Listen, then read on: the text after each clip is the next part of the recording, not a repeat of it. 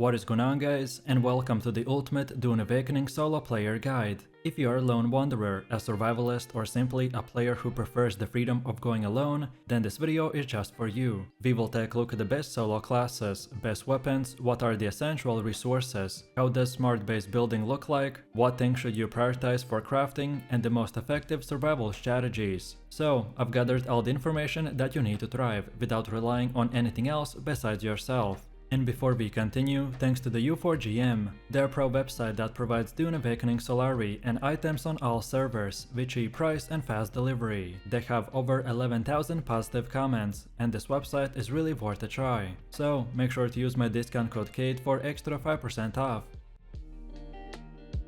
So, let's start off with the best solo class. Choosing the right class as a solo player will define your entire experience in Dune. You need something that lets you survive the brutal environment, handle the combat on your own, and minimize dependence on the others. One class clearly rises above the rest for solo play, and it is the Trooper. It offers survivability, mobility, and the ability to gather and fight efficiently without a backup. It's designed for independence and is ideal for roaming the desert and defending what's yours. If you're playing solo, then this class will give you the strongest foundation, without needing allies to cover your weaknesses. The Trooper overall is heavily armored combat-focused character, with very strong survival skills. Their starting ability, the Shigver Cable, will allow for quick movement and the combat tactics, which provides both mobility and the offensive capabilities. Also, alternatively, the Mentant archetype will focus on intelligence, strategy, and tactical thinking. Mentals have also decent abilities, like the scanning enemies for information, which can also be useful for solo players who prefer a more strategic approach. However, for the rest of the classes, they're not bad,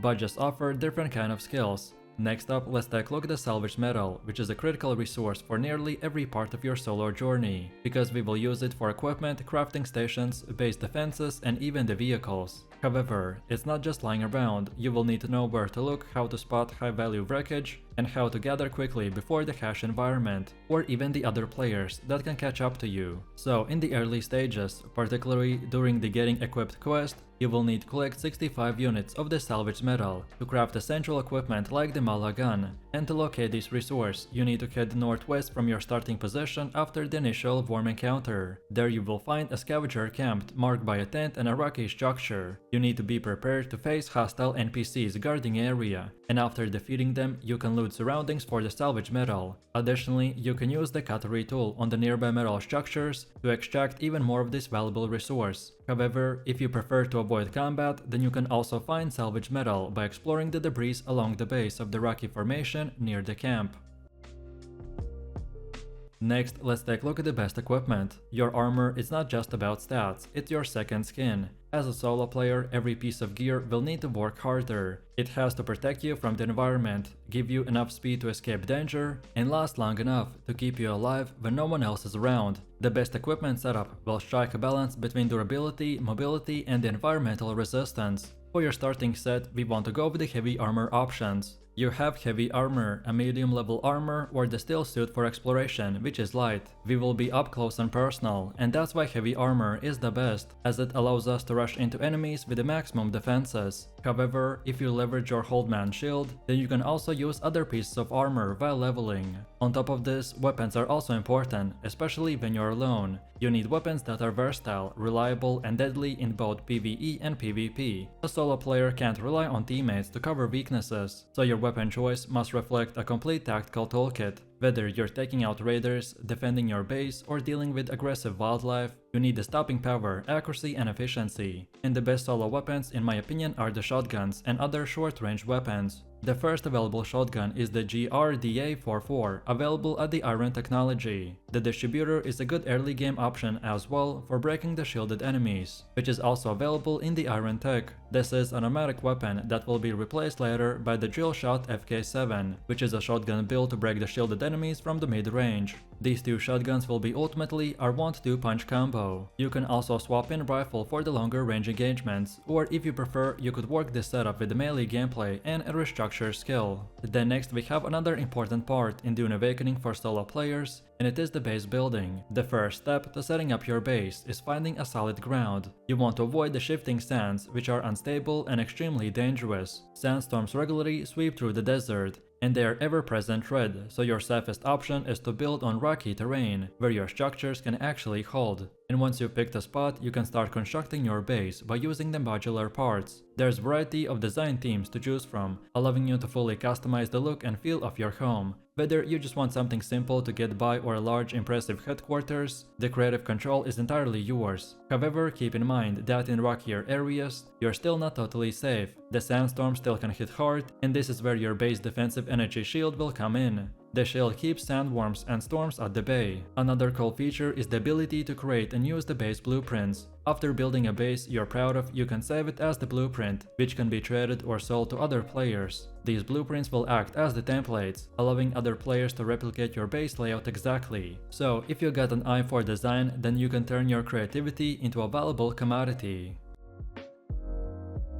Next we have crafting, which is essential for survival and progression, combining resource gathering with unlocking blueprints called schematics and investing into the intel points. Schematics are consumable items that let you craft specific unique gear, while intel is a currency spent into the research tree to unlock crafting recipes, upgrades and the consumables. To craft, you need to first unlock the recipe in the search tab, and then build the required crafting station. Each station serves as a distinct purpose, such as fabricating weapons, armor and the survival gear, even vehicles or refining raw materials. Crafting stations will require materials to build and must be connected to a power generator, making the base planning and resource management very critical. As you acquire more schematics and spend more intel, you will gain access to the higher tier recipes and more powerful equipment. Some advanced items or the stations may also require imperial permits, which adds another layer of progression. Overall, the crafting is a multi-step process, which begins with unlocking recipes, gathering resources, constructing powered stations, and then producing essential tools like weapons, armor, and the vehicle. So let's cover all the main materials. First, the two most important resources for crafting are the schematics and the intel. These two will help to unlock recipes that enable you to craft more items, consumables, and uniques. Schematics are one-time use items that will unlock unique items in the game, and intel helps you to unlock items from the research tree. Think of them as the currency for your research shop, so you can find schematics through the Dune Awakening's dungeons and the deserts, as well as purchase them from the vendors. At the start you want to get the basic construction kit, which will help you to create crafting stations and more. All of these crafting stations will require a powerful generator to function. First, we want to get the basic fabricator. A basic fabricator will cost 75 salvage materials, which are found in the various chests and the areas around the desert. A public fabricator is also available in the various areas like the Arakeen or the Harko village. However, these fabricators will not have a storage, and there's even a chance that your items could be stolen. Besides the basic fabricator, there are specific fabricators for each category, like consumables, variables, weapons, and unique items.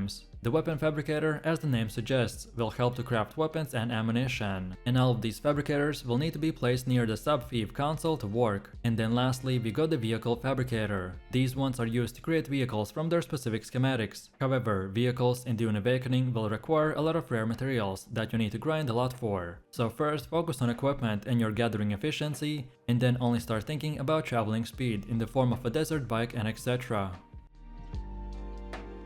And then the last thing you need to understand are the refineries. Specific materials and minerals will require refineries to process them further into the crafting items. There are currently 3 refineries in the game. So first we got the ore refineries. These will convert various ores into ingots for material crafting. Currently, the copper, steel and iron ores can be turned into ingots for a basic ore refinery. And the final upgrade will yield even more materials from fewer ore, which gives you a huge buff in the late game. Then second, we have the chemical refineries. These will help in crafting of the synthetic items in the game, such as the fuel cells and the silicon, and upgrading them will give you more resources with the fewer raw materials. And lastly, we have the spice refineries. You can process spice sand into the spice melagi, which is a highly sought out source of the energy, and you can sell these spices for advanced crafting later. Also, if you upgrade this, then you will help to produce even more spices efficiently. And now, last but not least, let's take a look at the best tips and tricks for the solo players. So first, you want to regularly upgrade your steel suit or armor. Your steel suit is vital for survival, as it recycles bodily fluids to maintain hydration. As for the armor, it can help you to stay in the fight for longer, by mitigating some damage. I recommend to invest into the upgrades to enhance its efficiency, and provide better protection against the harsh desert environment.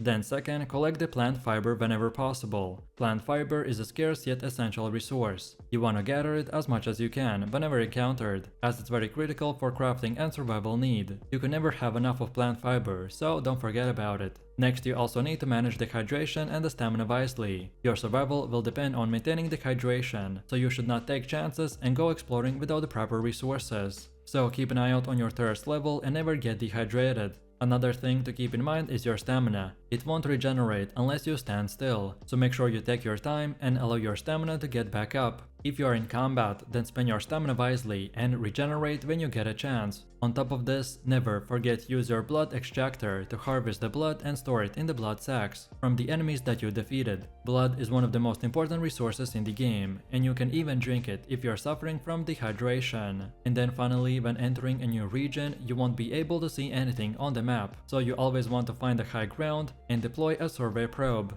This item will reveal the area on your map, which allows you to see key areas and avoid walking blindly. Make sure to find a very high advantage point to maximize the effectiveness of the survey probe. I strongly recommend you to never explore an area without using the probe first. So, let me know what is your favorite Dune Awakening solo player strategy or any other tips that you found in the comments below. If you enjoyed this, then you definitely don't want to miss my previous videos where I showed the best class tier list, bunch of cool builds and much more. So click the screen now and I'll see you in the next one.